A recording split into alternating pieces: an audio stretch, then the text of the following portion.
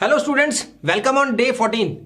आज का टॉपिक है थर्मोडायनेमिक्स और थर्मोडायनेमिक में हम ले रहे हैं आज थर्मोकेमिस्ट्री और नेक्स्ट क्लास में हम लेंगे थर्मोडायनेमिक की जो वो बातें वर्क डन वगैरह सब कुछ।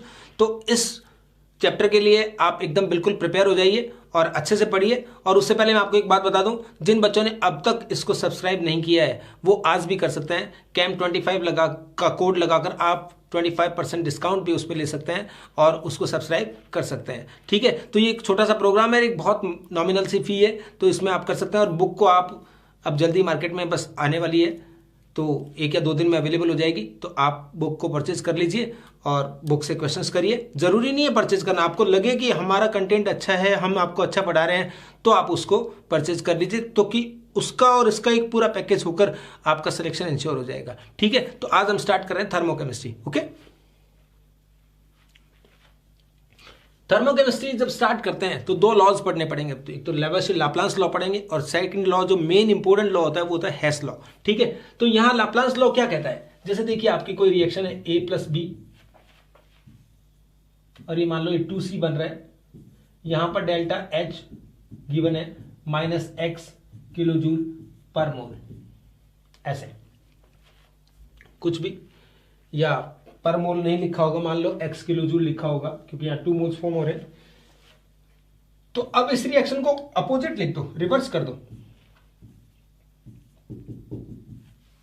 अगर किसी रिएक्शन को रिवर्स करते हैं तो उसका जो एंथैल्पी है उसका जस्ट क्या बन जाता है, साइन चेंज हो जाता है। जो x किलोजूल माइनस में था, यानी x किलोजूल हीट रिलीज हो रही थी, अब वो x किलोजूल हीट क्या करनी पड़ेगी, प्रोवाइड करनी पड़ेगी। तो ये लॉ यही कहता है, if reaction is reverse then enthalpy का केवल क्या हो जाता है, साइन चेंज हो जाता है। ओके, तो ये आप लॉ अपन अप्लाई करेंगे, कोई लॉ तो पूछने वाला है नहीं, अप्लाई करना है इसको। ठीक है, नेक्स्ट देखिए हेस लॉ। ये एक बहुत इंपॉर्टेंट लॉ है। यहां देखा हुआ है कि कोई रिएक्शन है, सपोज ए से बी तक जाने का एक तो ये रास्ता है जिसमें एंथैल्पी चेंज मान लो कितना हुआ, डेल्टा एच, इतना एनर्जी रिलीज हुई या देना पड़ा कुछ भी। एक दूसरा रास्ता है कि पहले आप सी तक जाते हैं, बाद में आप डी तक जाते हैं, देन आप बी तक आते हैं। तो if a reaction is completed in 1 step or more step, enthalpy change remain constant, this is the Hess law. तो यहां पर अगर बच्चों लिखा हुआ है फर्स्ट प्रोसेस में एंथैल्पी चेंज डेल्टा H1 है, सेकंड में अगर डेल्टा H2 है और थर्ड में अगर डेल्टा H3 है, तो हम क्या लिख सकते हैं, delta H equals to what, delta H1 plus delta H2 plus delta H3। This is called Hess law. Born Haber cycle में उनमें यही कॉन्सेप्ट काम में आता है।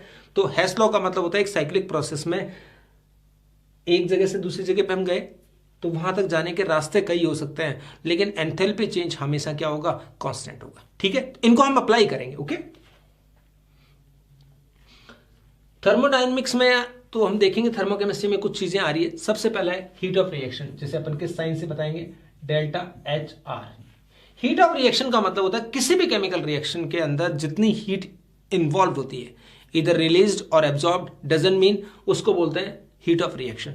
तो हीट ऑफ रिएक्शन क्या हो सकती है, पॉजिटिव हो सकती है,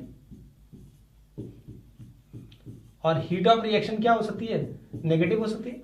पॉजिटिव होगी तो हमें पता है कौन सी रिएक्शन होगी, एंडोथर्मिक, और नेगेटिव होगा तो कौन सी रिएक्शन होगी बच्चों, एक्सोथर्मिक। तो ये किसी भी केमिकल रिएक्शन के में जो भी हीट चेंज होती है that is called heat of reaction. अब इसकी कई टाइप्स हैं, बहुत सारी टाइप्स पढ़ेंगे हम। ठीक है, types of heat of reactions में देखिए बच्चों, सबसे पहला आता है सबसे इंपॉर्टेंट, हीट ऑफ फॉर्मेशन, और इसके लिए सिंबल लगाएंगे डेल्टा HF।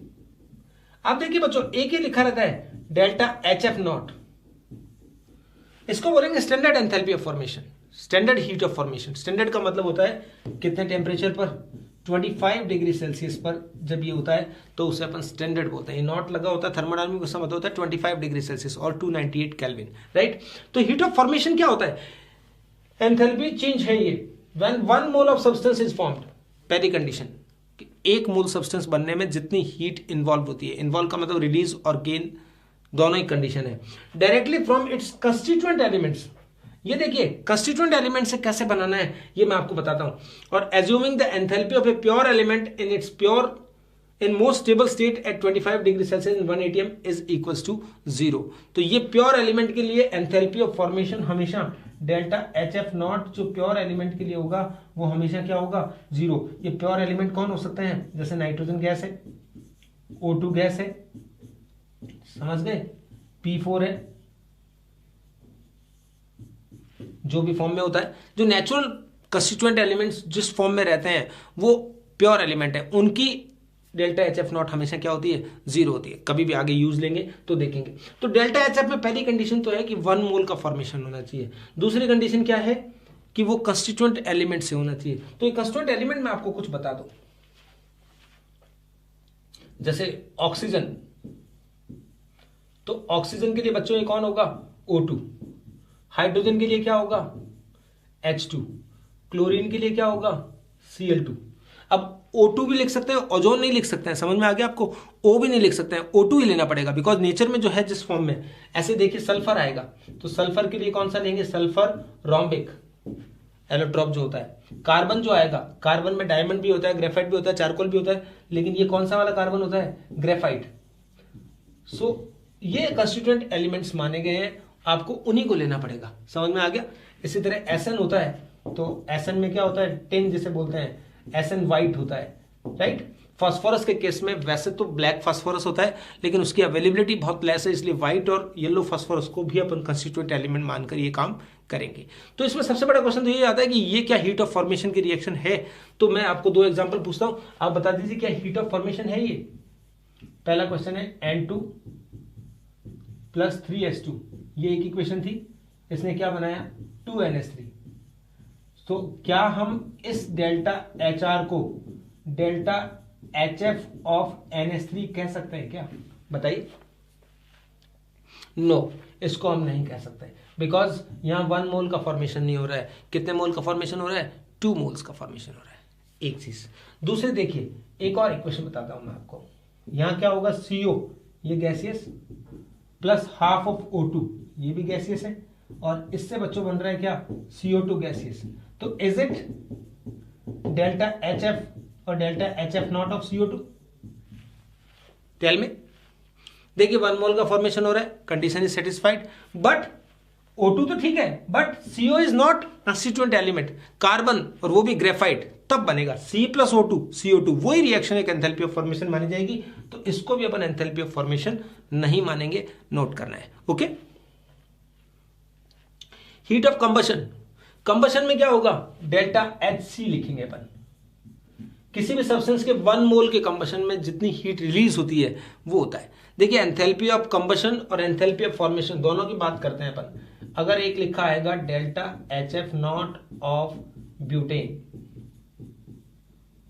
ये आप एक रिएक्शन लिख के बताओ, किसी ने बोला, फिर दोबारा बोला हमें delta HC not of butane, ऐसे लिखा आता है। इसकी इक्वेशन हमें लिखनी पड़ी अगर किसी क्वेश्चन में, तो हम कैसे लिखेंगे, फॉर्मेशन ऑफ ब्यूटेन, तो आप पहले लिख लीजिए यहां C4H10, क्योंकि इसका 1 मोल फॉर्म करना है। अब कौन कौन से एलिमेंट्स होंगे जिनसे फॉर्म हुआ है, तो we can say carbon and hydrogen. So carbon कौन सी फॉर्म में होगा, ग्रेफाइट, तो यहां C ग्रेफाइट लिखेंगे, प्लस हाइड्रोजन कौन सी फॉर्म में होगा, H2 ऐसे लिखेंगे, और उसको बैलेंस करने के लिए यहां 4C लगाएंगे, यहां क्या लगाएंगे, 5S2। तो ये रिएक्शन होगी, हमें इसका 1 मोल मेंटेन करना है और उसके कंस्टिट्यूएंट एलिमेंट से बनाना होगा, तो that is heat of formation. अब आया कंबशन, तो कंबशन में क्या होगा, किसी भी हाइड्रोकार्बन को या किसी का भी कंबशन अगर कराते हैं तो इट मींस किसके प्रेजेंस में होता है, ऑक्सीजन की प्रेजेंस में होता है। जब हीट करेंगे तो क्या होगा बच्चे, CO2 और वाटर फॉर्म होगा, ये वाटर लिक्विड होता है। तो ये इक्वेशन लिखेंगे अपन और इसको बैलेंस करेंगे, तो यहां क्या लगाना होगा, 4, H कितना हो जाएगा 5, तो 13 हो गया, तो इसको अपन क्या लगा देंगे 13/2। ये फ्रैक्शन में लगाने पड़ेंगे, क्यों, because we have to maintain 1 mole of butane, because हमेशा पर मोल होती है, कंबशन हो चाहे कुछ भी हो, वो हमेशा क्या मोल मानी जाती है, पर मोल मानी जाती है, ओके। इसमें एक पेज इंसर्ट कर रहा हूं मैं, देखो आपको एक क्या आएगा, calorific value, heat of combustion से रिलेटेड है, जिसे अपन बोलते हैं CV। कैलोरीफिक वैल्यू क्या होती है, आप तो ये मान लीजिए डेल्टा HC0 ही होती है बस, पर ग्राम। एंथैल्पी ऑफ कंबशन पर ग्राम, जो पर मोल था वो अब क्या हो गया, पर ग्राम होगा, उसे अपन क्या बोलेंगे, कैलोरीफिक वैल्यू। और कैलोरीफिक वैल्यू जिसकी ज्यादा होगी उस फ्यूल की क्वालिटी को उतना ही क्या माना जाता है, बेटर माना जाता है। जैसे आप देखिए CV के ऑर्डर में मैं कुछ चीजें अरेंज कर रहा हूं, जैसे मैंने लिखा वुड, उसके बाद क्या आएगा, कोल। वुड और कोल के बाद क्या आएगा फिर, कैरोसिन। कैरोसिन के बाद आएगा डीजल। डीजल के बाद आएगा पेट्रोल। पेट्रोल के बाद क्या आएगा, एलपीजी। फिर आएगा सीएनजी और फाइनली आएगा हाइड्रोजन। हाइड्रोजन की कैलोरीफिक वैल्यू हाईएस्ट है देखिए, लेकिन इसको हम डोमेस्टिक फ्यूल के लिए यूज नहीं लेते हैं बिकॉज इसका जो कंबशन है वो एक्सप्लोजिव होता है, तो वो सेफ नहीं है, तो डोमेस्टिक फ्यूल के रूप में काम तो नहीं आएगा। तो ये कैलोरीफिक वैल्यू एक वर्ड है, पर ग्राम होता है। जैसे कभी किसी का दिया गया हो कि एंथैल्पी ऑफ कंबशन दे रखी हो पर मोल, और 3 फ्यूल है, कोई पूछेगा कौन सा बेटर है, तो पहले अपन उसको मॉलिक्यूलर मास से मल्टीप्लाई करके डिवाइड करके पर ग्राम निकालेंगे। 1 मोल के लिए ना ये, तो पर ग्राम कम हो जाएगा, तो डिवाइड करके निकालेंगे अपन उसके मॉलिक्यूलर मास से, जब वो आएगा तब अपन कंपेयर करेंगे। ओके, तो एक कैलोरीफिक वैल्यू भी ध्यान रखना है। Heat of solution, heat of hydration, दोनों बड़े एक जैसे से लगते हैं अपने को। हीट ऑफ सॉल्यूशन और हीट ऑफ हाइड्रेशन का मतलब क्या होता है, देखिए बच्चे मैं आपको एक क्वेश्चन से समझा दूंगा। हीट ऑफ हाइड्रेशन का मतलब होता है वाटर का इनसफिशिएंट अमाउंट है तब उसका हाइड्रेशन होना, यानी कॉपर सल्फेट है तो कॉपर सल्फेट .5H2O ऐसे बनेगा, वो होता है हीट ऑफ हाइड्रेशन, उसमें जितनी हीट रिलीज होती है। और हीट ऑफ सॉल्यूशन क्या होता है, तो उसमें क्या होगा, एक्सेस ऑफ वाटर है आपके पास, तो आपका कंप्लीट हाइड्रेशन हो गया, मतलब कंप्लीट सॉल्यूशन बन जाएगा। और इसकी कंडीशन क्या पता लगेगी कि no further heat change by adding more water या मोर सॉल्वेंट, ये कंडीशन होती है। तो सॉल्यूशन तो मतलब फाइनल हीट चेंज, उसके बाद कोई हीट चेंज नहीं होगा। एक क्वेश्चन से मैं अच्छे से समझाता हूं दोनों को, देखो। The heat of solution of anhydrous copper sulfate and hydrated copper sulfate .5H2O are this and this respectively. Calculate the heat of hydration of copper sulfate to copper, ये लिखने की जरूरत नहीं थी। तो देखिए बच्चों, कॉपर सल्फेट, ये है कॉपर सल्फेट, एनहाइड्रस का मतलब सॉलिड स्टेट में होता है, वाटर मिला है इसमें, तो ये कॉपर सल्फेट क्या हो जाता है, AQ। इस रिएक्शन को बोलते हैं डेल्टा H सॉल्यूशन, और ये किसका है सॉल्यूशन, कॉपर सल्फेट। यहां पर अपन ने क्या डाला, वाटर मिलाया था, तो कॉपर सल्फेट का कंप्लीट सॉल्यूशन बन गया, तो अब कोई हीट चेंज नहीं होगी, तो ये इसको बोलते हैं enthalpy of solution of copper sulphate, right. अब दूसरा क्या दिया हुआ था, तो पहले आप इसको देखिए, अब इसके अंदर वाटर डाला आपने, ठीक है, तो ये क्या बनेगा बच्चे, कॉपर सल्फेट .5H2O, ये सॉलिड बनेगा। और जब इसको इसमें कन्वर्ट करेंगे तो ये क्या होगा, कॉपर सल्फेट .5H2O, ये डेल्टा H क्या चीज है, सॉल्यूशन है वापस। ये कौन सी है बच्चे, डेल्टा H हाइड्रेशन है, किसका, कॉपर सल्फेट का। इसका हाइड्रेशन करेंगे तो सॉलिड का सॉलिड में रहा, बस सर्टेन अमाउंट ऑफ वाटर, यानी कुछ वाटर मॉलिक्यूल्स उसमें वाटर ऑफ क्रिस्टलाइजेशन की फॉर्म में अटैच हो गए, लेकिन जब कंप्लीट सॉल्यूशन बनेगा तो फिर वो एक्वस में जाएगा। तो ये कॉन्सेप्ट होता है। तो अब आपको दे क्या रखा है, एनहाइड्रस कॉपर सल्फेट और हाइड्रेटेड, इसका क्या दे रखा है, सॉल्यूशन दे रखा है, मतलब एक तो ये वाली एनर्जी दे रखी है, इसको अपन बोल देते हैं डेल्टा H2, इसको बोल देते हैं बच्चे डेल्टा H1, और इसको बोल देते हैं अपन delta H।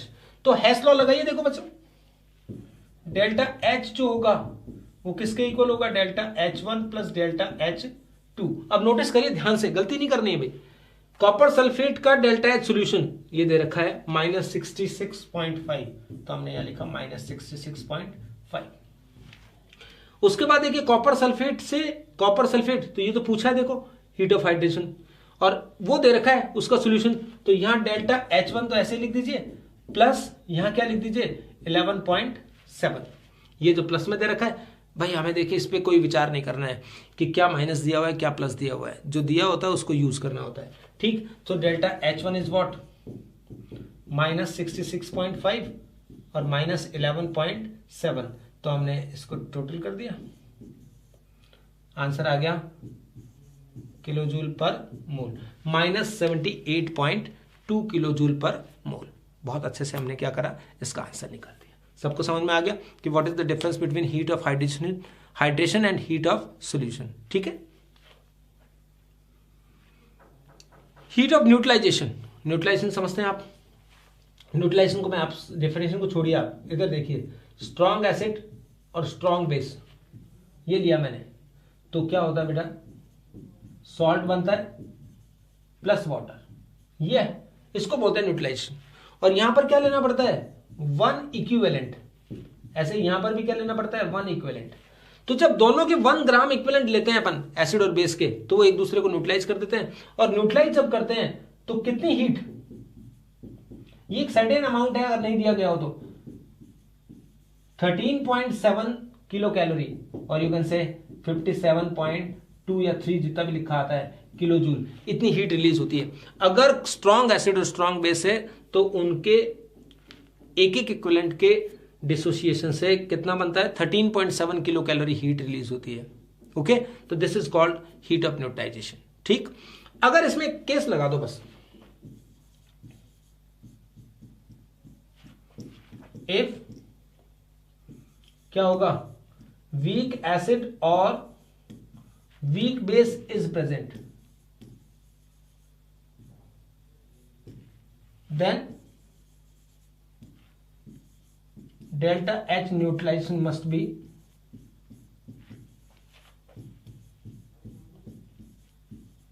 less than -13.7 kilo calorie, यानी इससे कम हीट रिलीज होगी। क्यों होगी बच्चों, देखिए अगर आप में से एक स्ट्रॉन्ग है एक वीक है कोई भी, तो स्ट्रॉन्ग का तो कंप्लीट न्यूट्रलाइजेशन आयोनाइजेशन हो जाता है, लेकिन वीक कंप्लीटली आयोनाइज नहीं होता है। तो कंप्लीटली आयोनाइज नहीं होगा तो वो फिर कैसे न्यूट्रलाइज होगा, तो उसको आयोनाइज करने में कुछ एनर्जी नहीं, उसको डिसोसिएट करने में यूज आती है। तो मान लो 13.7 रिलीज हो रही है, और अगर मान लो 11 रिलीज हुई, तो जो 2.7 किलो कैलोरी हीट है वो कहाँ चली गई, वो उस वीक को आयोनाइज कराने में काम आ गई। और इसमें एक एक्सेप्शन भी याद रखना कि बच्चे क्या होता है, कई बार क्वेश्चन में आता है कि अगर HF है, यानी वीक एसिड है HF, लेकिन डेल्टा HN जो है वो कितना होगा, मोर देन 13.7 होगा इसमें। ठीक है, एक HF का आप याद कर लीजिए, बाकी कॉन्सेप्ट याद रखिए कि वीक अगर कोई भी होगा तो कम एनर्जी रिलीज होगी जितना होती है। तो this is called enthalpy of neutralisation. Question बनाए मैंने दो आपके लिए तुरंत साथ में जो आते हैं हमेशा। How many kilo calorie of heat is evolved by the complete neutralisation of 1 mole of sulphuric acid with NaOH। देखिए sulphuric acid is a strong acid and NaOH is also a strong base, so Na2SO4 plus H2, ये concept है, ये reaction लिख दिया अपन ने। अगर इसका 1 equivalent और इसका 1 इक्विवेलेंट लेते हैं तो कितनी हीट रिलीज होती, 13.7 किलो कैलोरी। तो उसको अपन कहते हैं 13.7 किलो कैलोरी, माइनस का मतलब हीट रिलीज हो रही है। तो यहां पर देखिए बच्चों, उसने क्या बोला है, 1 इक्विवेलेंट नहीं बोला, वहां क्या बोला है, 1 मोल बोला है। तो इक्विवेलेंट कैसे निकालते थे, इक्विवेलेंट ऑफ H2SO4, ध्यान दीजिए बच्चों, इक्विवेलेंट हमेशा क्या होता है, mole into what, n factor होता है, molarity into n factor into volume होता है, नॉर्मेलिटी इंटू वॉल्यूम होता है। तो ये मोल इंटू होता है, तो मोल है 1 और H2SO4 का ये होता है 2। तो कहने का मतलब इसके 2 इक्विवेलेंट है, तो 2 इक्विवेलेंट है तो कितनी, 13.7 को हम किससे मल्टीप्लाई कर देंगे, 2 से, तो ये हो गया 27.4। तो कितनी हीट रिलीज हो जाएगी, हाउ मैनी हीट इवॉल्व बोला है तो 27.4 हो जाएगा। अगर वो बोलता है इसके न्यूट्रलाइजेशन की एंथैल्पी कितनी होगी तो -27.4 हो जाती। तो 2 मोल को समझ में आ गया, एक H+ को करते हैं जब तो 13.7 रिलीज होती है, 2 H+ को न्यूट्रलाइज कर रहे हैं तो हो जाएगा 27.4। क्लियर है बिल्कुल। और तीसरा क्वेश्चन भी मैंने उसी के बेस पे बनाया है जो आपको कॉन्सेप्ट बताया था। देखो NH4OH और एसिटिक एसिड, तो बच्चों NH4OH कैसा बेस है, वीक बेस है, और एसिटिक एसिड भी कैसा है, वीक एसिड है। उनमें इतनी हीट रिलीज होती है। और ये कह रहा है strong base and acetic acid होता तो इसकी कितनी होती, 12.5 किलो कैलोरी थी। देखिए नॉर्मली मैंने बोला 13.7 किलो कैलोरी, वो कब है जब दोनों स्ट्रॉन्ग हो। अगर एक स्ट्रॉन्ग है एक एसिटिक एसिड नहीं वीक है, तब वो कितनी कर रहा है, -12.5 होनी चाहिए थी। ठीक है, और अगर दोनों ही वीक ले लिए, मतलब इसके साथ वो भी वीक ले लिया, तो कितना हो गया, और कम रिलीज हो रही है। तो देखिए बच्चे, ये है 12.5 और वो कितनी है 10.5, इनका डिफरेंस कितना हो गया, 2। भाई देखिए यहां जो 13.7 से जो कम आया था 12.5, तो ये 1.2 एनर्जी तो किसकी हो गई, एसिटिक एसिड के लिए डिसोसिएशन एनर्जी हो गई। जबकि अब इन दोनों का जो डिफरेंस है, एसिटिक एसिड वाला कॉन्सेप्ट तो इसमें इन्वॉल्व हो चुका, इसमें कंसीडर हो चुका। तो अब NH4OH को डिसोसिएट करने में जो इन दोनों का डिफरेंस है वो एनर्जी काम आ रही है। तो 12.5 रिलीज होनी चाहिए थी, हुई कितनी है 10.5, तो कितना आ गया 2, तो 2 किलो कैलोरी जो हीट होगी वो NH4OH की डिसोसिएशन एनर्जी होगी। मेरे ख्याल से इस टॉपिक को बहुत अच्छे से आप समझ गए होंगे। ठीक है, बस एंथैल्पी ऑफ कुछ मैंने ट्रांजिशन फेज ट्रांजिशन की बताई है। जैसे कहा फ्यूजन का मतलब होता है सॉलिड को किस में बदलना, लिक्विड में। तो उसके फ्रीजिंग पॉइंट पर तो सॉलिड को लिक्विड में 1 मोल सॉलिड को लिक्विड में बदलने की जितनी हीट रिक्वायर्ड होती है वो होती है। Enthalpy of vaporisation very easy, liquid का 1 मोल उसके बॉइलिंग पॉइंट पर किस में बदलें, गैस में बदलें, वेपर में बदलें, तो उसको क्या बोलेंगे, enthalpy of vaporisation, delta H VOP. Heat of sublimation, तो ये क्या हो जाएगी, सब्लिमेशन क्या होती है, सॉलिड डायरेक्टली किस में कन्वर्ट हो जाए, गैस में, तो ये हो जाएगा हीट ऑफ सब्लिमेशन। ठीक, तो यहां बच्चे देखिए अब हीट ऑफ सब्लिमेशन किसी का भी, heat of fusion plus heat of vaporisation, ये हो सकता है। किसी सॉलिड को लिक्विड में, लिक्विड को गैस में बदलने के लिए जितनी एनर्जी दी जाती है उन दोनों का सम करेंगे तभी तो सब्लिमेशन आएगी। तो सब्लिमेशन प्रोसेस आप जानते ही हैं, तो ये हो गया।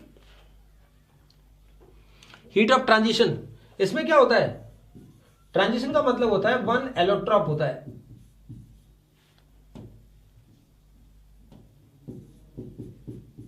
एक एलोट्रॉप का दूसरे एलोट्रॉप में, अनदर एलोट्रॉप।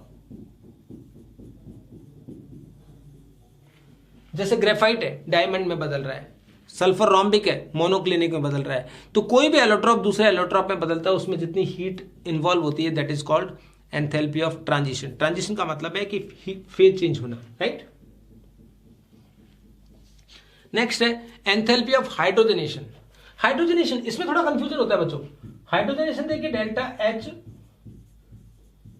हाइड्रोजनेशन पूरा ही लिख दिया मैंने क्योंकि हाइड्रेशन से थोड़ा कंफ्यूजन हो जाता है। ये क्या मतलब होता है, जैसे आप देखिए बच्चों एल्कीन है, एल्कीन के 1 मोल का अपन हाइड्रोजनेशन कराते हैं, वो निकल प्लेटिनम पैलेडियम कुछ भी लिया जाता था ऐसे, तो ये किस में कन्वर्ट हो जाता है, एल्केन में। सब बच्चे जानते हैं इतनी बात।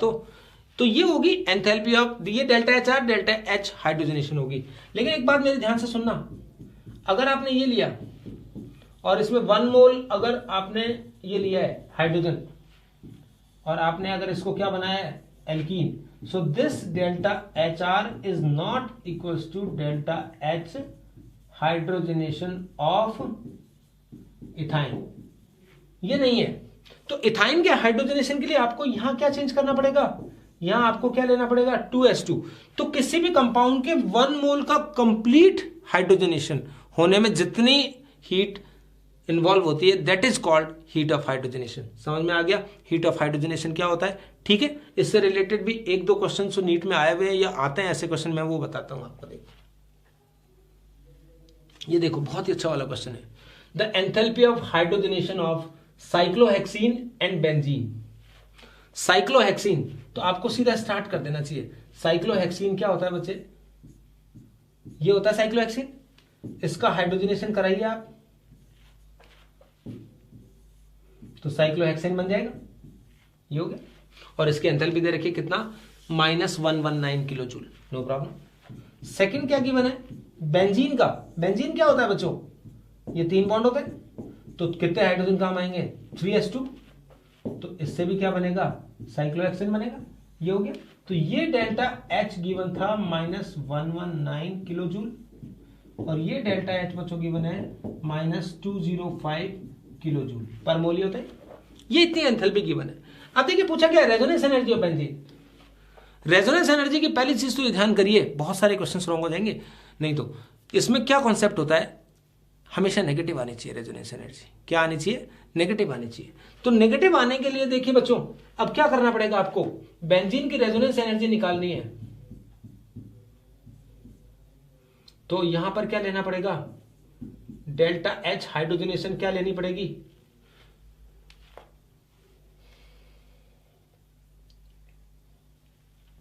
थ्योरेटिकल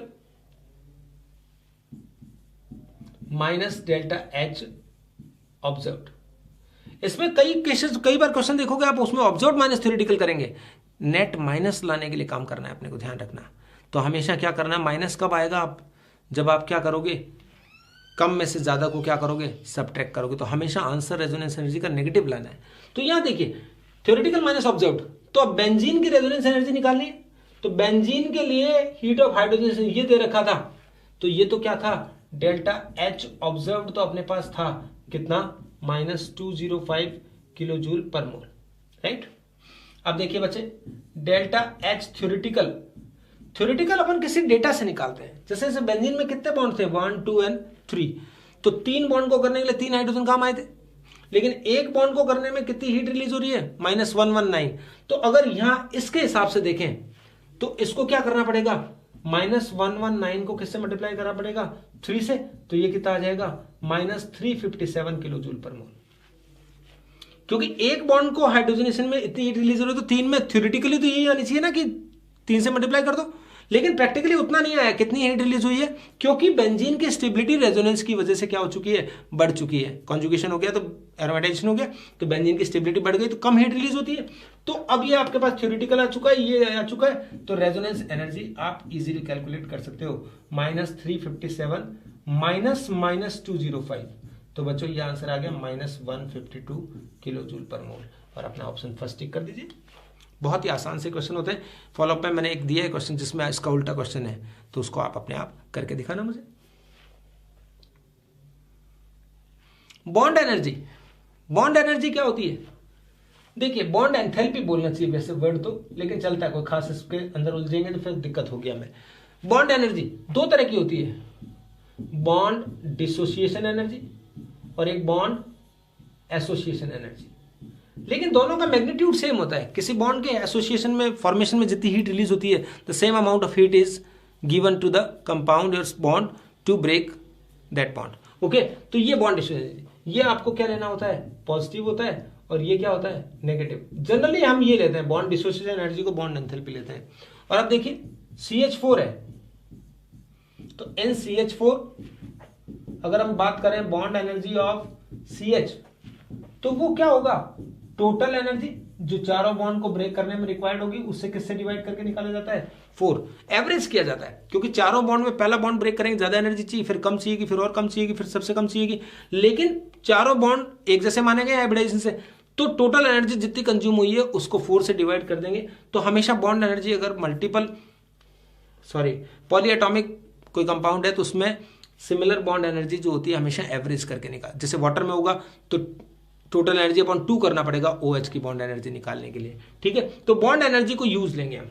अब सुनिए, डेल्टा HR निकालने का तरीका देखिए बच्चों। अगर बॉन्ड एनर्जी गिवन है तो ये हमेशा किससे लगाएंगे, bond energy resonance reactant minus bond energy product. एक और बताता हूं आपको डेल्टा HR निकालने का तरीका। जब डेल्टा HC0 दे रखा हो कंबशन, और वो भी हमेशा क्या होगा, रिएक्टेंट माइनस, जब कंबशन की एनर्जी दे रखी होगी तो रिएक्टेंट माइनस प्रोडक्ट। ये दो ही पूरी थर्मोडायनेमिक में 2 ही केसेस हैं, ओनली 2, जिसमें रिएक्टेंट माइनस प्रोडक्ट होता है। बाकी सब में आप कुछ भी निकालना होगा, जैसे डेल्टा G निकालेंगे तो delta G product minus reactant, delta H निकालेंगे तो delta H product minus reactant. सब में जब बॉन्ड एनर्जी और कंबशन एनर्जी दी होगी बच्चों, तो 2 ही केसेस हैं जिसमें क्या आएगा, रिएक्टेंट माइनस प्रोडक्ट आएगा। अगर फॉर्मेशन दे रखा होता तो ये प्रोडक्ट माइनस रिएक्टेंट आता। डेल्टा S एंट्रोपी निकालनी होती तो भी प्रोडक्ट माइनस रिएक्टेंट, सब में प्रोडक्ट माइनस रिएक्टेंट आता है एक्सेप्ट दीज 2 केसेस। ओके, इसको नोटिस करोगे तो मैं 2 क्वेश्चन कराता हूं, देखो इसके। ये देखिए, enthalpy change for the reaction, बहुत अच्छा क्वेश्चन है, नीट में फेवरेट है, मतलब ऐसे क्वेश्चन आते हैं। आप इसमें देखिए बॉन्ड एनर्जीज दे रखी है सबकी, और आपको क्या करना है, डेल्टा HR निकालना है। तो आप देखिए CH4, आप ऐसे कर दीजिए जल्दी से, ये CH4 में 4 बॉन्ड है, पहले बॉन्ड पता करिए, और ClCl, एक ClCl बॉन्ड है, CH3Cl 3H, और एक क्या हो गया CCl बॉन्ड, और HCl। सबसे पहले इंश्योर करिए कि all the reactants and products are gases, otherwise ये अप्लाई नहीं होगा। कई बार कार्बन ग्रेफाइट दिया होगा तो उसको सॉलिड को गैस में बदलने के लिए जितनी हीट चाहिए वो लिखनी पड़ेगी पहले। तो यहां पर आप देखिए, स्कूल में तो आपको क्या करना होता है, प्रॉपर वे काम करना होता था, अब थोड़ा इंटेलिजेंट ही करेंगे अपन। कौन कौन से बॉन्ड, ये 3 बॉन्ड देखिए CH बॉन्ड है, इन 3 बॉन्ड को CH को क्या कर दिया, कैंसिल कर दिया, ताकि कैलकुलेशन कम हो जाए, ठीक है। तो अब अपना क्या आया, bond energy reactant minus bond energy product, ये डेल्टा एच आर है बच्चे। तो रिएक्टेंट कौन कौन है? एक तो कौन सा बॉन्ड है? CH बॉन्ड है, और एक कौन सा बॉन्ड है? एक ही बच गया, अदरवाइज तो 4 करना पड़ता ही, फिर उधर 3 करते, वापस सब्ट्रैक्ट करते। हमें मल्टीप्लाई करने में, एडिशन में, सब्ट्रैक्शन में, सब में हमें ही प्रॉब्लम आनी है। तो नेक्स्ट प्रोडक्ट कौन है? प्रोडक्ट में कौन बच गया? अब एक CCl बॉन्ड बच गया और एक क्या बच गया? HCl। तीनों CH बॉन्ड कॉमन जो मैंने हटा दिए। अब आप देखिए CH बॉन्ड की एनर्जी कितनी है? 412। CCl बॉन्ड की एनर्जी कितनी है? CCl नहीं, सॉरी, ClCl बॉन्ड, ClCl है नहीं, ClCl बॉन्ड की एनर्जी 1 2 थर्ड नंबर वाली है, थर्ड नंबर की कितनी है? 242। इसको कर दिया minus CCl bond second number पर जो है 338, और HCl लास्ट वाली 431। इसमें लापरवाही नहीं करनी बेटा, इसमें गलती नहीं कर देनी है, ध्यान देना है। तो ये सब आप सॉल्व करेंगे तो इसके अंदर जो आंसर आएगा वो -115 आएगा। आप चेक कर लेना, क्योंकि आंसर तो आप निकाल लेना, टाइम वेस्ट नहीं होगा, ठीक है। तो इस तरह से आपको रिएक्टेंट की एनर्जी माइनस प्रोडक्ट की एनर्जी करना था। सिमिलर क्वेश्चन एक और ले रहा हूं मैं, आपको कम समझ में आया हो तो नेक्स्ट क्वेश्चन से समझ में आ जाएगा, और एक क्वेश्चन फॉलोअप में दिया है मैंने आपको, ताकि आप और कर लेंगे। Okay, calculate the enthalpy change for the following reaction C2H2O2, ये ऐसा दिया हुआ है। सबसे पहले इसमें एंथैल्पी चेंज, वही सब बॉन्ड एनर्जी दे रखी है, सब कुछ वही काम है जो अभी लास्ट क्वेश्चन में किया था, लेकिन थोड़ा सा कॉशियसली। हीट ऑफ रिएक्शन निकालनी है तो स्टोइकियोमेट्री है, वो मैटर करेगी। तो यहां देखिए बच्चे, C2H2 क्या होता है? HC ट्रिपल बॉन्ड CH, और इसके भी कितने? 2। Okay, no problem. +5 कौन से बॉन्ड है? ऑक्सीजन डबल बॉन्ड ऑक्सीजन, ऐसा है ना, O2 के बीच में ये होता है। अब आप देखिए किसमें बदला ये? CO2, तो 4 CO2 का स्ट्रक्चर होता है C double bond O, C double bond, दोनों तरफ ऐसे, +2 H2O, ये 2, और H2O बच्चे कैसा होता है? ये H2O। सब कुछ मैंने एक तरीके से लिख दिया है। अब आप देखिए डेल्टा HR कर देंगे बॉन्ड एनर्जी रिएक्टेंट की। तो रिएक्टेंट में मैं अब आपको सही तरीका बता दूं, देखो CH बॉन्ड 1 2 CH बॉन्ड है इसमें, और 2 से मल्टीप्लाई करना है तो कौन से बॉन्ड हो गए? 4 CH बॉन्ड हो गए, plus C triple bond C, ये भी कितने लेंगे? 2, ये काम पूरा हो गया। +5 क्या है? O डबल बॉन्ड O, तो ये एक एनर्जी निकल गई रिएक्टेंट्स की। अब माइनस करेंगे, प्रोडक्ट साइड कौन है बच्चों? C डबल बॉन्ड O, 2 तो ये 4 से मल्टीप्लाई किया तो 8 × C double bond O, plus इसमें कुछ कैंसिल नहीं होगा क्योंकि सब अलग अलग हैं, ठीक। और ये क्या होगा? 2 OH, इसको भी 4 से मल्टीप्लाई कर दो, और ये कौन सा बॉन्ड? OH बॉन्ड, ये प्रोडक्ट की हो गई। तो इनमें से आप वैल्यूज पुट करिए, और मुझे इसका आंसर याद है तो मैं वो लिख देता हूं। इसका आंसर आप चेक कर लेना, -1861 किलो जूल पर मोल, सॉरी 1861 किलो जूल इसका आंसर आएगा माइनस में, तो इजीली सॉल्व हो जाएगा। तो आपको बस टेक्निकली ध्यान रखना है कि कौन सा बॉन्ड कैसा है, कौन सा डबल बॉन्ड है, कौन सा सिंगल बॉन्ड है, कितने रिएक्टेंट है, कितने प्रोडक्ट है, सबको कंसिडर करना है। ओके, बहुत अच्छे से आ रहा है ना बच्चों? एक एक चीज आ जाएगी और सब इन्हीं में से नीट में क्वेश्चन आना है, आपको बस उन्हीं को अच्छे से पढ़ना है। Calculate the heat change in the reaction, ये रिएक्शन दे रखी है वैसे की वैसे, लेकिन इस बार बॉन्ड एनर्जी नहीं गिवन है। देखता हूं मैं क्या गिवन है। हीट ऑफ फॉर्मेशन गिवन है NH3 की और H2O की, इसकी हीट ऑफ फॉर्मेशन गिवन है, इसकी हीट ऑफ फॉर्मेशन गिवन है। ये प्योर एलिमेंट है, देखिए O2 N2, तो ये बताया था ना डेल्टा HF0 एलिमेंट्स की क्या होती है? 0, तो हमारा काम चल जाएगा बस। तो डायरेक्ट शॉर्टकट से कर देंगे अपन, डेल्टा HR0 क्या हो जाएगी? Delta HF0 product minus delta HF0 reactant. इस बार प्रोडक्ट माइनस रिएक्टेंट होगा क्योंकि only 2 cases are there in which reactant minus product, in case of heat of combustion given और बॉन्ड एनर्जीज गिवन, राइट। तो product कौन है? Water, तो 6 water की एंथैल्पी ऑफ फॉर्मेशन है बच्चों -286, राइट। देन माइनस रिएक्टेंट कौन है? NH3, and the energy is -46, like this. इसको सॉल्व कर दीजिए बच्चों, तो इसका आंसर आएगा -1532 किलो जूल है, कैलोरी है, kilo joule, that's all. Heat of reaction में पर मोल नहीं लिखना होता है क्योंकि किलो जूल में काम करना होता है। सारी चीजें आपको अच्छे से आ रही है ना बच्चों? ठीक है, तो आप चेक करते रहिए बस। एनसीईआरटी में था क्वेश्चन नॉर्मल, विस्तार का क्वेश्चन है, लेकिन ये नीट में आ सकता है, एग्जाम में आया हुआ क्वेश्चन लिया मैंने। Enthalpies of combustion of carbon and carbon monoxide, दोनों की रिएक्शन लिखनी पड़ेगी बच्चों आपको। कंबशन में क्या करना पड़ेगा, सॉलिड मान लेता हूं ग्रेफाइट को मैं, C+O2, इसके कंबशन से क्या बनता है CO2, ये रिएक्शन 1 हो गई। और किसका, कार्बन मोनोऑक्साइड का, CO गैस होता है, इसका कंबशन कराएंगे तो हाफ O2 काम आएगा और क्या होगा, CO2 बनेगा। ये दोनों रिएक्शन मैंने लिख ली बच्चों। अब क्या करना है, enthalpy of formation of CO, formation की रिएक्शन यहां लिख लीजिए। CO के फॉर्मेशन की रिएक्शन लिखेंगे तो CO गैस होगा और इसके कंस्टिट्यूएंट एलिमेंट कौन कौन होंगे, कार्बन और हाफ ऑफ O2। ये इक्वेशन नंबर क्या हो गई 3। बस बेटा ऐसे क्वेश्चन में क्या करना होता है, we have to get equation 3 by using equation 1 and 2। तो first of all write the operation and then do the same with their energies, that's all. तो अब देखिए how can we get equation 3, तो देखिए look at board, carbon solid graphite मतलब left hand side 1 mole चाहिए, ये रहा, तो हमने इसको लिख दिया इक्वेशन 1। अब O2 दोनों में है तो कॉमन होता है, उसको अवॉइड करिए।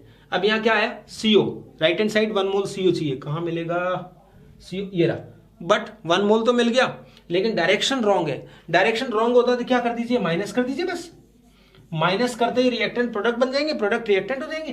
तो equation 1 minus equation 2, this is the operation to get equation 1। तो अब बच्चों आपको क्या करना है, इसकी एनर्जी निकालने के लिए delta HF nought of CO calculate करने के लिए फर्स्ट स्टेप की जो एनर्जी थी कितनी थी, कार्बन की कंबशन कितनी है -390, नो प्रॉब्लम। एंड देन दूसरे वाले की कितनी है -278। तो बच्चों देखो -390 और प्लस का 278, तो it should be -112 kilo joule. तो -112, ये रहा आंसर। बहुत इजीली आएंगे, कोई प्रॉब्लम नहीं है, आपको सीधे सीधे काम करना है। अब देखिए थोड़ा लॉजिकल क्वेश्चन लिया मैंने, ये थोड़ा अलग क्वेश्चन है। देखिए ये रिएक्शन दे रखी है आपको, +X +Y ऐसे दे रखा है, और enthalpy of formation of NO। तो फॉर्मेशन ऑफ NO की रिएक्शन लिखते हैं पहले। तो NO इज गैस, कैसे फॉर्म होगा, N2 और O2 होते हैं कंस्टिट्यूएंट एलिमेंट, तो और उसके हाफ हाफ लेने पड़ेंगे आपको, क्योंकि अगर आपको NO को फॉर्मेशन करना है तो 1 मोल बनाना पड़ेगा। ये इक्वेशन लिख ली मैंने, इक्वेशन 3, और इसको बोल दिया इक्वेशन 1 और इसको बोल दिया equation 2। How can we get equation 3, how can we get equation 3, जैसे प्रीवियस क्वेश्चन किया था सेम वही है। वी नीड N2 से, we need O2 but O2 in both, so ignore करिए।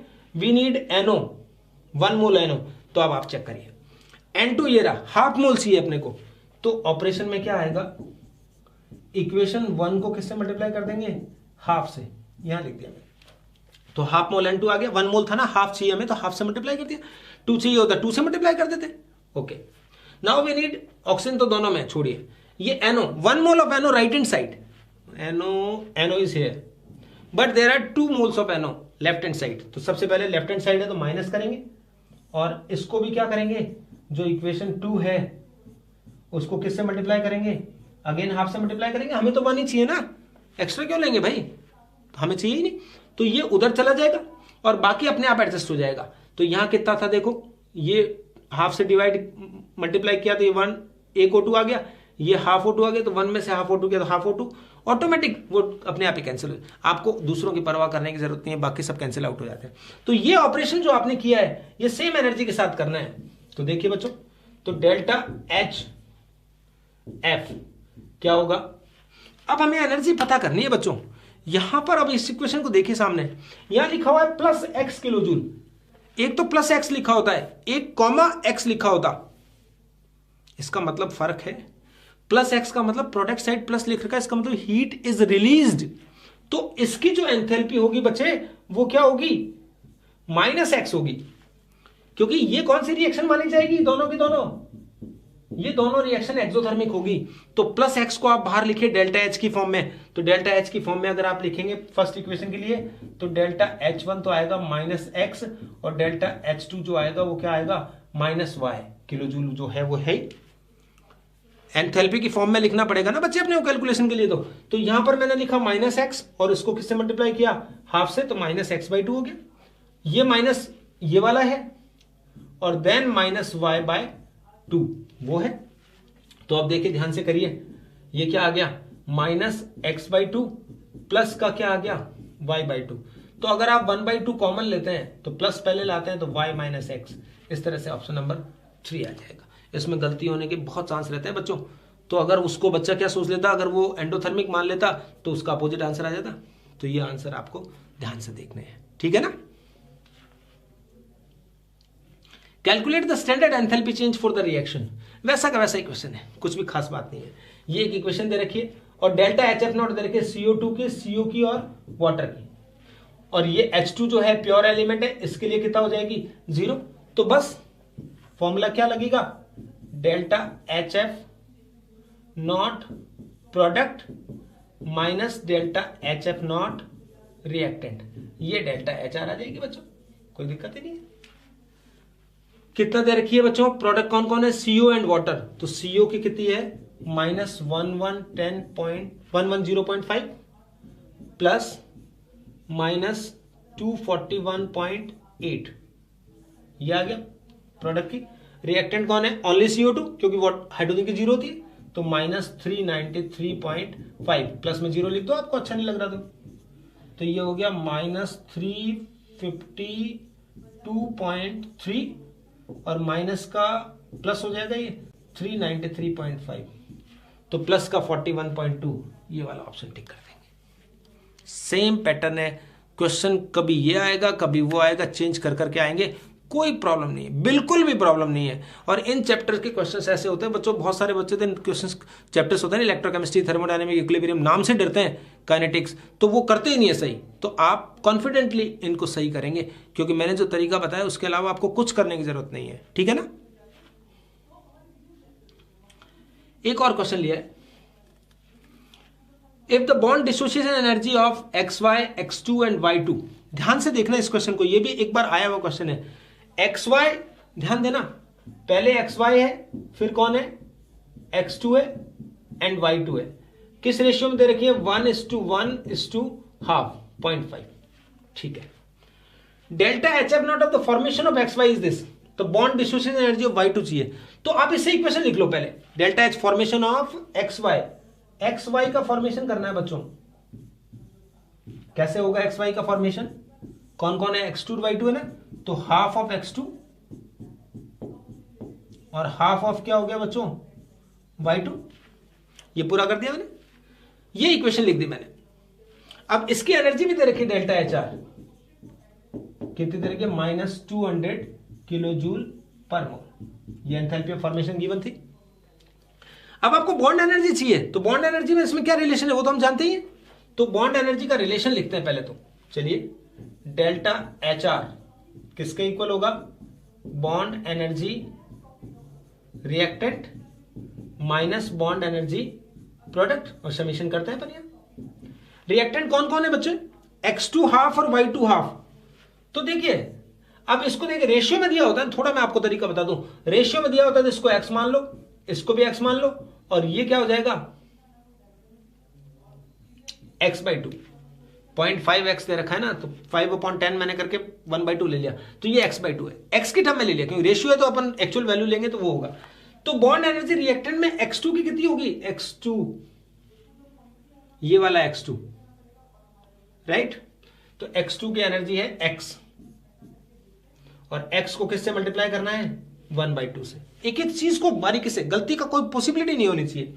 प्लस Y2 है थर्ड नंबर पे, थर्ड नंबर है देखो, और Y2 की है 0.5, तो 0.5 मतलब X/2 तो पहले था, 2 से और करेंगे तो ये क्या हो जाएगा, X/4 माइनस, अब प्रोडक्ट कौन है, XY सबसे पहले था देखो, तो ये 1 था यानी X था, तो हमने इसको भी क्या कर दिया, X से लिख दिया, क्योंकि यहां 1/2 नहीं है देखो, तो X से लिखते हैं, ये हो गया। और ये कितने की बने, -200।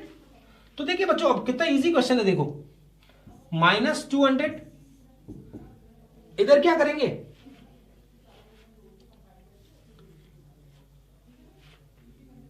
ये x/2 सही, एक बार वापस चेक कर लीजिए।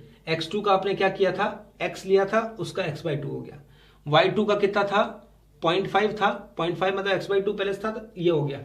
अब इसमें से आप क्या ले सकते हैं, 4 एलसीएम लिया हमने, तो 4 एलसीएम लिया तो ये क्या आ गया, 2x plus x minus 4x,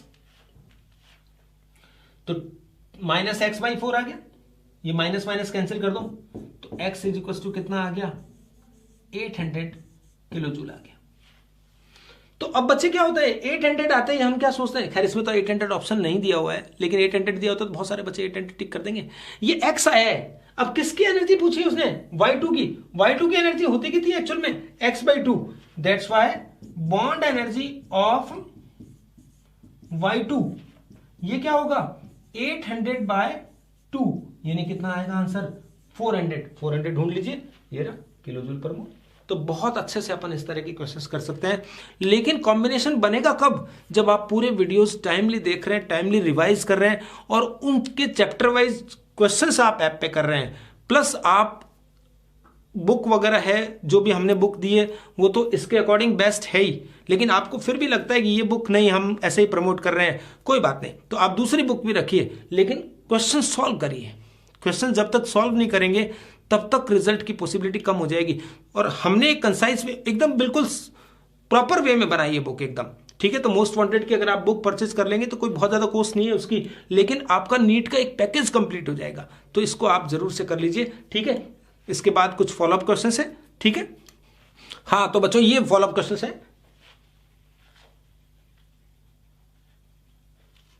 3 question तो ये हैं, और 2 इसी कैटेगरी में 2 और है। बॉन्ड एनर्जी न्यूट्रलाइजेशन जो आज अपने टॉपिक पढ़ा उसके मोस्ट इंपोर्टेंट क्वेश्चंस हैं। ये फॉलोअप क्वेश्चन इस तरह से नहीं डाले हुए हैं कि फॉर्मेलिटी पूरी हो जाए, ये वो क्वेश्चंस हैं जिनमें से एग्जामिनेशन में आने वाले हैं। तो आप बहुत प्रॉपरली प्रिपेयर करते रहिए, और मैंने जो आपको बताया बुक्स का, टेस्ट का, अपना ऐप पे जाके टेस्ट देते रहिए, फ्लैश कार्ड खेलते रहिए, खेलना भी हो जाएगा आपका, और वहाँ पे आपको कंटेंट भी मिलेगा, तो इन सब को आप यूज़ करिए। Thank you very much.